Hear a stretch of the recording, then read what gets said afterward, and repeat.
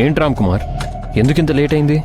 మీరు కలెక్ట్ చేసుకోమన్న cheque collect చేసుకునేసరికి లేట్ అయింది సార్. ఏంటి ప్రాబ్లం? ఆఫీస్లో టార్చర్ సార్.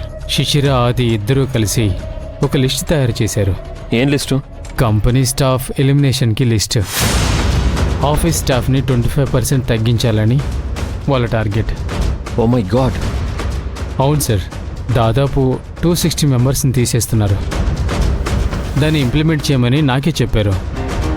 అంతమందిని ఒక్కసారిగా తీయించడానికి లిస్ట్ తయారు చేయడం టూ మచ్ కదా? నేను చెప్పి చూశాను సార్, వాళ్ళు వినలేదు. మా ఇష్టం అన్నట్టు ఆది మాట్లాడాడు. పాపం, ఎంప్లాయీస్ని తలుచుకుంటే బాధగా ఉంది. పైగా వాళ్ళంతట వాళ్ళనే రెసిగ్నేషన్ లెటర్స్ ఇవ్వమని ఫోర్స్ చేశారు.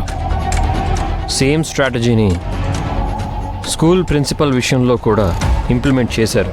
చాలామంది ఏం చేయలేక రెసిగ్నేషన్ లెటర్ కూడా ఇచ్చేశారు.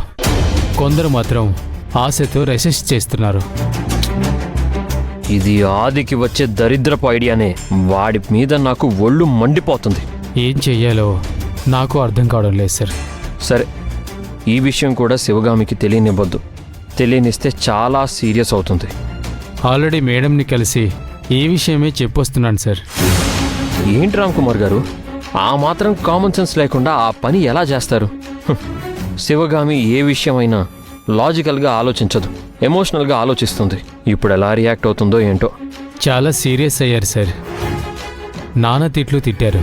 మేడం బాధ చూసి నాకే బాధేసింది. ఏ నిర్ణయం తీసుకుంటుందో ఏంటో. అసలు తనకి చెప్పే ముందు నాకు చెప్పాల్సింది కదా. సార్, మేడంకి ఫోన్ చేసి ఈ విషయాన్ని ఆల్రెడీ ఎవరో ఇన్ఫామ్ చేసినట్టున్నారు సార్.